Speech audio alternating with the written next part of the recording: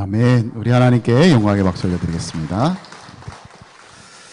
오늘 우리가 함께 읽은 이 본문 말씀은 그 당시 사람들이 십자가에 못 박힌 그리스도를 어떻게 생각하고 있었는지에 대해서 우리에게 말씀해주고 있습니다. 특별히 두 부류의 사람들을 바울이 언급하고 있는데 유대인과 헬라인을 언급하고 있습니다. 오늘 이 시간에는 우리가 유대인이 바라보았던 십자가, 그리고 헬라인이 바라보았던 십자가를 우리가 같이 묵상하면서 오늘날 우리에게 있어서 그리스도의 십자가는 어떤 의미를 가지고 있고 우리는 그 십자가를 어떻게 바라보아야 하는지에 대해서 여러분에게 말씀을 드릴까 합니다. 먼저 바울이 유대인이 십자가에 못 박힌 그리스도를 어떻게 바라보고 생각하고 있는지를 이야기하고 있는데 22절 앞부분을 보시면 유대인은 표적을 구하고 이렇게 말씀을 하고 있고요. 23절에 보면 우리는 십자가에 못 박힌 그리스도를 전하니 유대인에게는 거리끼는 것이요, 이렇게 말씀하고 있습니다. 이런 바울의 증언을 토대로 본다면 바울이 전한 십자가에 못 박힌 그리스도는 유대인들에게는, 표적을 구하는 유대인들에게는 거리끼는 것이 되었다. 우리가 그렇게 이해할 수가 있습니다. 여기서 거리낀다는 말의 의미는 장애물이 되었다는 겁니다. 그러니까 걸려서 넘어지게 만드는 것을 의미하죠. 그러니까 십자가에 못 박힌 그리스도는 유대인들에게서는 걸려 넘어지게 하는 역할을 하는 것이었다. 그렇게 볼 수가 있습니다. 사실 유대인들이 기대하고 기다렸던 그리스도는 자기들의 지난 역사를 통해서 나타났던 그런 놀라운 능력으로 임한 그 표적 있잖아요. 그러니까 표적을 구한 유대인들이 십자가를 거리껴 할 수밖에 없었던 이유는 그들에게 있어서 그리스도라는 이미지는 어떤 것이냐면 자기들이 힘들고 어렵고 고통받고, 특별히 지금 이 시대는 로마의 압제 가운데 있었을 바로 그 시대인데, 그런 시대에 하나님께서 메시아를 보내주셔서 우리를 그 놀라운 능력으로 우리를 건져주시고 구원해 주시는 그런 그림을 그린다는 것이죠. 유대인들에게 있어서는 그리스도란 그런 존재라는 거예요. 다분히 놀라운 능력으로 표적을 나타낼 수 있는 그런 하나님을 반영할 수 있는 존재, 그것이 바로 유대인들이 생각했던, 기대했던 그리스도였다라는 겁니다. 사실 처음에는 예수님도 그런 유대인의 기대에 부응하는 모습을 보였더랬습니다. 놀라운 말씀을 전하기도 하셨고 수많은 병자들을 고치기도 하셨고 심지어 죽은 사람까지도 살리는 그런 표적을 나타내셨죠. 풍랑을 잔잔하게 하시기도 하고 그 물 위를 걷기도 하시는 그런 놀라운 기적도 보여주셨습니다. 오병이어의 기적을 통해서 수많은 사람들을 먹이시기까지 그런 예수님의 모습을 보면서 유대인들은 그렇게 생각했을 것입니다. 이분이 바로 우리가 기다렸던 메시아구나, 그리스도다. 사람들은 다 그렇게 생각했을 것입니다. 그런데 예수님의 그 엉뚱한 결말이 그들로 하여금 예수님을 더 이상 그리스도로 바라보지 못하게 되었다라는 것이죠. 그 엉뚱한 결말이라는 것은 무엇입니까? 바로 예수님께서 십자가에 달려 돌아가셨다라는 거예요. 유대인들이 생각할 때에는 이제 이 로마의 이 힘든 압제 속에서 우리를 해방해 주시고 하나님의 나라를 세우는 것을 기대했단 말이죠. 오늘 우리가 종료주일인데 그렇게 종려가면 나무가지를 흔들면서 호산나 호산나 찬양하며 예수님을 영접했던 이유는 뭐냐면 이제 그분이 우리의 왕이 되셔서 이제 이 나라를 통치하시겠구나, 다시 하나님의 나라를 세우겠구나라는 그런 기대감을 가졌기 때문입니다. 그런데 그렇게 하셔야 될 예수님이 저렇게 무기력하게 십자가에 달려 죽는 그 모습을 바라보면서 유대인들은 더 이상 예수님을 그리스도라고 생각할 수가 없었다는 거예요.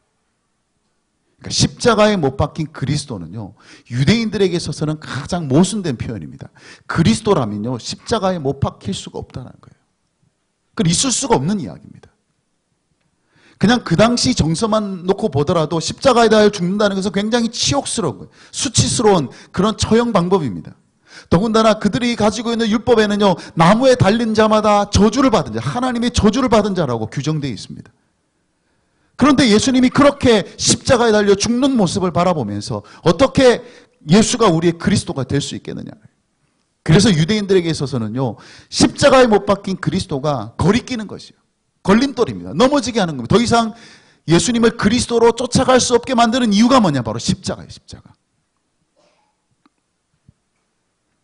그런데 사도 바울은 그런 유대인들의 생각에 대해서 뭐라고 이야기를 하고 있느냐면 그 십자가에 못 박힌 그리스도야말로 하나님이 우리에게 베풀어 주신 놀라운 구원의 능력이 진정한 표적이다. 그렇게 선언하고 있습니다. 우리가 읽었던 말씀 중에서 24절 한번 가보겠습니다. 24절 말씀 우리가 한번 같이 읽겠습니다. 오직 부르심을 받은 자들에게는 유대인이나 헬라이나 그리스도는 하나님의 능력이요 하나님의 지혜니라. 그랬습니다. 아멘. 여기서 그리스도는 하나님의 능력이요 하나님의 지혜라고 사도 바울이 선언하고 있을 때에 하나님의 능력이라고 말하는 것은 다분히 누구를 의식하고 있는 것이냐? 유대인들을 의식하고 있는 것입니다. 유대인 너희들은 어떤 하나님의 놀라운 능력으로 그것을 표적으로 삼고 그래서 그 표적을 통해서 그리스도를 그렇게 따라가려고 하지만 정말 하나님께서 보여주시는 진정한 표적은 뭐냐면 바로 십자가에 못 박히신 예수 그리스도라는 거예요. 왜냐하면 아무런 소망이 없는 죄와 사망으로 인해서 아무런 소망이 없는 인생의 유일한 희망이 되시는 분이 바로 예수 그리스도고 그 일이 어디서 일어날 수 있느냐 하면 바로 십자가 위에서 일어나기 때문에 하나님께 나아갈 수 있는 길을 바로 그 십자가 위에서 이루신 것이기 때문에 이 십자가를 통하지 않고는 하나님을 만날 수 없기 때문에 그래서 이 능력이야말로 가장 위대한 능력이다. 하나님 앞으로 나아갈 수 있게 만드는 능력만큼 더 큰 능력, 더 큰 표적이 어디에 있느냐라는 거예요. 여러분 알고 보면요, 유대인들은요 정말 이게 잘 안 되는 사람이에요. 자기들이 소망 없는 죄인이라는 사실을 받아들이기가 가장 힘든 사람들이 어떤 사람이 이 유대인과 같은 사람들입니다. 왜냐하면 유대인들에게는 뭐가 있기 때문에 그렇습니까? 율법이 있기 때문에 그래요. 그래서 율법을 내가 잘 지키기만 하면 내가 율법대로 준수하기만 하면 얼마든지 내가 하나님 앞으로 나아갈 수 있다고 생각했습니다.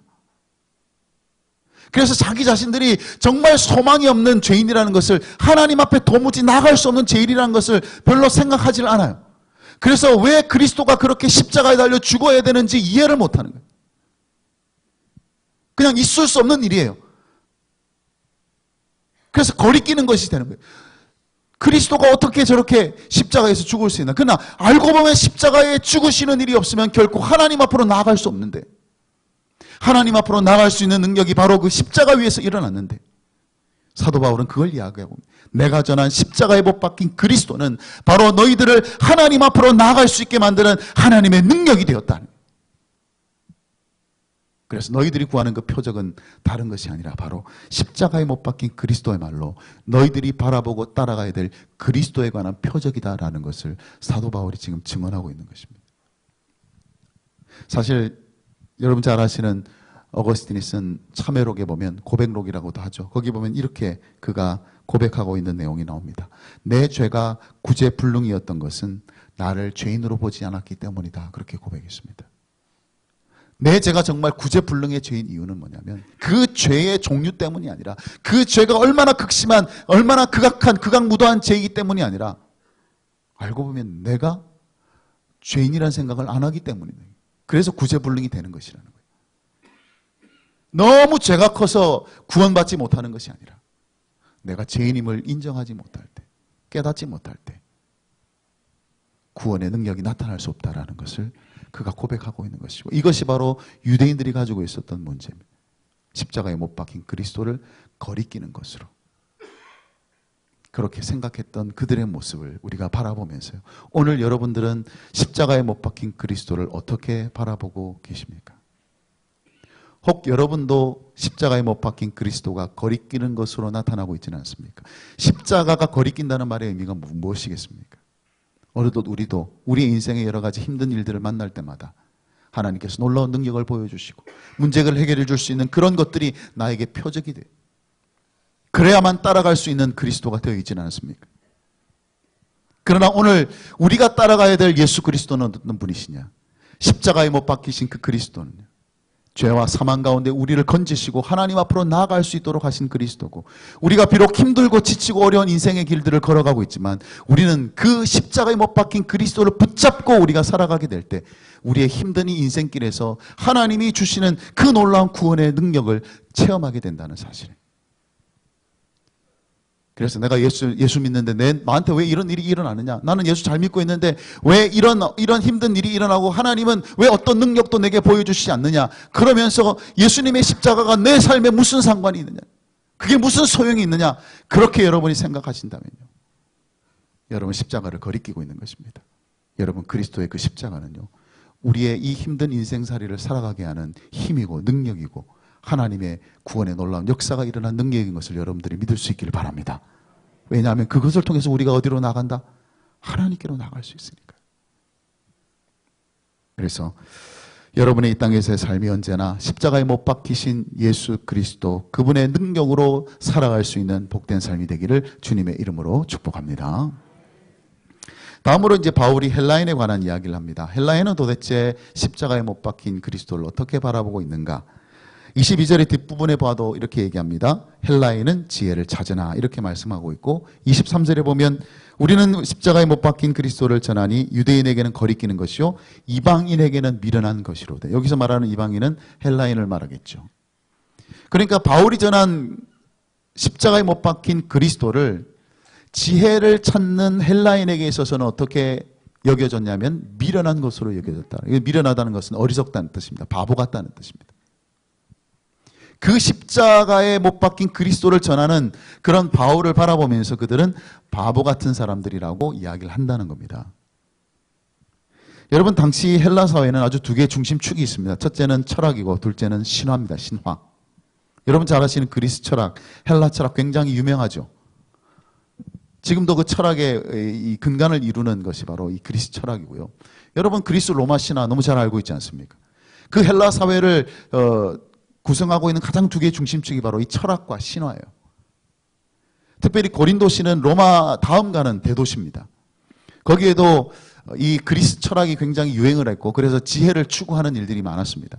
로마시와 좀 다른 점이 있었다면 이 고린도시는 특별히 진리 그 자체를 추구한다기보다는 어떻게 하면 내가 진리라고 생각할 수 있는 이것을 잘 설득할 수 있는지를 더 관심을 가졌어요. 다시 말하면 내가 논쟁에서 이기는 것을 더 큰 목표로 삼았다는 것이죠. 그래서 발달한 것이 뭐냐면 수사학이 발달했습니다. 어떻게 하면 내가 가진 이 지혜로 상대방을 잘 설득해서 이 논쟁에서 이길 수 있는가, 거기에 굉장히 관심이 많았다고요. 그런 의미에서 이 헬라 사람들은 무엇을 추구하는 사람들이었느냐? 지혜를 추구하는 사람들, 지혜를 찾는 사람들. 그런데 아이러니하게도 그런 이성적인 지혜를 추구하던 이 헬라인들은요, 동시에 신화를 믿었습니다. 그러니까 여러 신들을 섬겼어요. 도시마다 각 신들에 대한 신전들이 다 있었습니다. 그런데 여러분, 그들이 섬겼던 그 신들은 완벽한 신들이 아니에요. 여러분 그리스 로마 신화를 읽어보시면 거기에 등장하는 신들은 완벽한 신의 모습이 아닙니다. 허점들도 굉장히 많고요. 그런데 나름대로 한 가지의 어떤 특별한 능력들이 다 있어요. 그래서 해의 신이 있고 달의 신이 있고 사냥의 신이 있고 뭐 경제의 신이 있고 농사의 신이 있고, 그런 다양한 방면의 그 영역을 지배하는 신들이 있다는 것이죠. 근데 중요한 건 뭐냐면 그 신들이 다 무엇과 관계가 있냐면 우리가 살아가는 인생의 모든 영역들과 다 관계가 있어요. 굉장히 합리적입니다. 신화지만, 우리가 지금 보면 신화지만 그 당시 사회에서 볼 때는 그런 신과는요 굉장히 합리적인 생각이에요. 왜냐하면 자신들의 삶과 실제적으로 관계가 있는 신들이니까. 자, 그런 관점에서 본다면 그런 철학적인 지혜와 그런 영웅적인 어떤 완벽한 신이라기보다는 특별한 능력을 가진 어떤 영웅의 모습으로 나타나는 그런 신들의 어떤 이미지를 가지고 있는 헬라인들에 있어서 십자가에 못 박힌 그리스도는 전혀 부합하지 않는 사람, 부합하지 않는 이미지라는 거예요. 어떻게 십자가에 달려 죽기 위해서 인간의 몸을 입고 오는 신이 있느냐는 거예요. 여러분 그리스 신화에도요, 신이 인간의 모습으로 가지고 나타나는 일들이 굉장히 많습니다. 그런데 이런 식으로 나타나는 신은 없어요. 자기 목숨을 십자가에 내놓기 위해서 인간의 모습으로 오는 신은 없단 말이죠. 굉장히 그것은 이상한 일이고 어리석은 짓입니다. 그리고 그 죽는 방식 자체도 십자가잖아요. 여러분 그 당시 사람들은요, 십자가에서 사형당하는 것을 굉장히 무섭게 생각해요. 두려워했습니다. 그래서 로마 시민권을 가진 사람의 특전 중에 하나가 뭐냐면 사형을 당하더라도 십자가에서는 처형 안 당할 수 있는 권리가 있습니다. 그만큼 십자가는요, 그 당시 사람들도 피하고 싶고 두려워하는 거지. 그런데 인간을 구원하기 위해서 왔다는 신이, 그래서 인간의 몸을 입고 이 땅에 왔다는 신이 그런 십자가에서 죽어서 죄의 문제를 해결한다는 것이 어리석게 보일 수밖에 없지 않습니까? 그것이 어떻게 그게 납득이 될 수 있는 일이겠어요? 그래서 헬라인에게 있어서 십자가에 못 박힌 그리스도는 미련한 것이었다. 어리석어 보이는 것이었다. 그런데 그런 헬라인에 대해서 사도 바울이 뭐라고 이야기하고 있습니까? 역시 24절에 보면 이렇게 선언하고 있습니다. 한번 같이 읽겠습니다. 다시 한번 읽겠습니다. 24절입니다. 오직 부르심을 받은 자들에게는 유대인이나 헬라인이나 그리스도는 하나님의 능력이요 하나님의 지혜니라 그랬습니다. 여러분, 여기서 그리스도는 하나님의 능력이요 하나님의 지혜다라고 했을 때 하나님의 지혜라는 이 부분 한번 주목해 보십시오. 이 하나님의 지혜라는 표현은 다분히 누구를 염두에 두고 있는 표현이겠습니까? 지혜를 찾는 헬라인을 염두에 둔 표현이에요. 너희 헬라인들아, 너희들은 세상의 지혜를 추구하고 그래서 너희들이 가지고 있는 그 논증을 그런 지혜로서 그렇게 해결해 보려고 하지만 진정한 하나님의 지혜는 바로 십자가에 못 박힌 예수 그리스도다. 그분이야말로 하나님의 지혜다 선언하고 있습니다. 왜 바울이 이렇게 말하고 있는 것일까요? 세상 그 어디에도 스스로 이 죄에서 자신을 구원할 수 있는 방법이 없어요. 그런 지혜는 세상에 존재하지 않습니다. 스스로를 구원할 수 있는 길은 없어요. 그런데 하나님께서 그 길을 제시하신 것입니다. 무엇을 통해서요? 이 십자가를 통해서 하나님이 구원의 방식을 제시한 겁니다. 그렇다면 십자가에 못 박힌 그리스도는요, 논리적이어서가 지혜가 아니라, 그것이 납득하고 이해할 만하기 때문에 지혜가 아니라 하나님께서 제시한 길이기 때문에 그게 지혜라는 거예요. 그 누구도 할 수 없는 그 길, 그 누구도 감당할 수 없는 그 구원의 방식을 누가 제시하셨느냐 하면 하나님께서 그것을 제시하셨다는 거예요. 그래서 십자가에 못 박힌 그리스도야말로 하나님의 지혜다라는 거예요. 우리의 생각에 그게 맞아서가 아니라, 우리의 생각에 그것이 타당해서가 아니라 하나님이 제시하시고 하나님이 열어놓으신 길이기 때문에 그래서 그것이 지혜입니다. 사도 바울은 그걸 말하고 있는 거예요. 너희들이 생각하고 있는 철학과 너희들이 생각하고 있는 그런 신들을 생각하면 이 십자가에 못 박힌 그리스도가 도무지 그리스도일 수 없겠지만은, 그러나 우리의 현실을 바라보게 된다면 우리를 구원할 수 있는 그 유일한 방법을 제시한 분이 하나님이시라면 그분이 제시하신 이 십자가의 길이야말로 하나님의 지혜고 우리를 살리는 지혜라는 것을 강조하는 말씀입니다. 그렇다면 오늘 저와 여러분들이 십자가에 못 박힌 그리스도를 미련한 것으로 생각하고 있는 것은 아닌지 돌아볼 필요가 있지 않겠습니까? 여전히 나의 지혜를 의지하고 나의 생각을 의지하고 나의 경험을 의지하고, 그래서 우리가 하나님이 제시하신 방식대로 사는 것을 굉장히 미련하다고 생각할 수가 있습니다. 마치 십자가에 못 박힌 그리스도를 미련하다고 생각했던 헬라인처럼 우리가 하나님이 제시하신 이 말씀의 방식, 이 구원의 방식, 우리를 통치하시고 우리를 인도하시는 방식이 어리석다고 생각하는 우리의 모습은 없습니까? 그렇게 살면 이 세상에서 우리가 어떻게 살아? 만약 우리가 그렇게 생각한다면 우리는 십자가에 못 박힌 그리스도를 우리도 미련한 것으로 생각하는 것입니다. 여러분 잘 아시는 세계적인 천재 과학자였던 아인슈타인. 아인슈타인이 쓴 편지가 종종 경매에 나올 때가 있다고 합니다. 그래서 아주 고가에 팔리기도 하는데, 얼마 전에 이 아인슈타인이 보냈던 편지 중에 하나가 경매에 붙여졌는데 그 경매가가 32억이었습니다. 바로 이 편지입니다. 잘 안 보이시죠? 보여도 또 모를 수도 있겠지만 이 편지가 32억짜리 편지입니다. 그 전에 최고가를 기록했던 아인슈타인의 편지는 23억짜리가 있었다. 그는 무슨 편지냐면 루즈벨트 대통령에게 독일이 원자폭탄을 개발했다는 내용을 적은 편지가 23억이에요. 그러면 그것을 뛰어넘는 32억짜리 편지에는 도대체 어떤 내용이 담겨 있을까 궁금하지 않으십니까? 작아서 잘 보이진 않지만 이 편지 안에는 이런 내용이 들어가 있다고 합니다. 나에게 신이라는 단어는 그저 인간의 나약함에 대한 표현이자 산물이다. 성경은 경의를 표할 만한 하지만 여전히 원시적인 전설을 모아놓은 것에 지나지 않는다. 그리고 또 이렇게 덧붙였습니다. 아무리 정교한 해석을 붙여도 내게 이러한 사실은 달라지지 않는다. 그랬습니다. 참 묘한 구석이 있죠. 이 시대에 아인슈타인의 그 많은 편지들 중에 가장 최고가를 기록한 편지 내용이 신을 부정하는 내용입니다. 신이란 것은 인간의 나약함의 표현이다. 산물이다. 나약한 인간이 만들어낸 그런 산물일 뿐이다라고 누가 얘기했느냐? 세상에서 가장 지혜롭다고 말하는 사람이 이야기를 했습니다. 그럴 듯해 보입니까? 그런데 저는 이 편지에 대한 이야기를 들으면서 이것은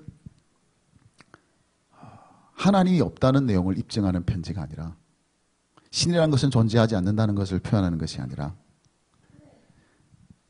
바울이 오늘 이야기하고 있는 이 말씀을 결론을 내리고 있는데 그 결론을 입증해 주는 편지라고 저는 생각을 합니다. 25절에 보면 이렇게 사도 바울이 결론을 내립니다. 25절 말씀 한번 가보겠습니다. 25절 말씀 한번 같이 읽겠습니다. 하나님의 어리석음이 사람보다 지혜롭고 하나님의 약하심이 사람보다 강하니라. 세상에서 가장 지혜로운 사람이 어리석다 해도 그 어리석은 하나님이 비교할 수 없을 만큼 놀라운 지혜로 우리를 다스리고 계시고 우리를 통치하고 계신다는 거예요. 그렇다면 이제 우리의 삶은 그저 우리의 지혜와 우리의 방법만을 의존하는 것이 아니라 우리가 생각해낼 수 있는 그 범위 안에서만 우리가 생각하는 것이 아니라 하나님이 우리에게 제시해 주셨던 그 놀라운 구원의 방식이 십자가에 못 박힌 그리스도였던 것처럼 오늘 우리에게 주시는 그 방법 자체가 주님께서 주시는 말씀 하나하나가 우리의 마음에 우리의 생각에 이해되지 않고 납득이 되지 않고 그래서 받아들일 수 없는 그런 것처럼 보인다 할지라도 그것이야말로 하나님의 가장 위대한 지혜라는 것을 우리가 알고 늘 십자가에 못 박히신 그리스도를 우리가 붙잡고 그것이 우리 인생의 가장 놀라운 지혜요 삶의 방식인 것을 우리가 굳게 확신하면서 그런 지혜의 길로 행할 수 있는 저와 여러분이 되시기를 주님의 이름으로 축복합니다. 아멘.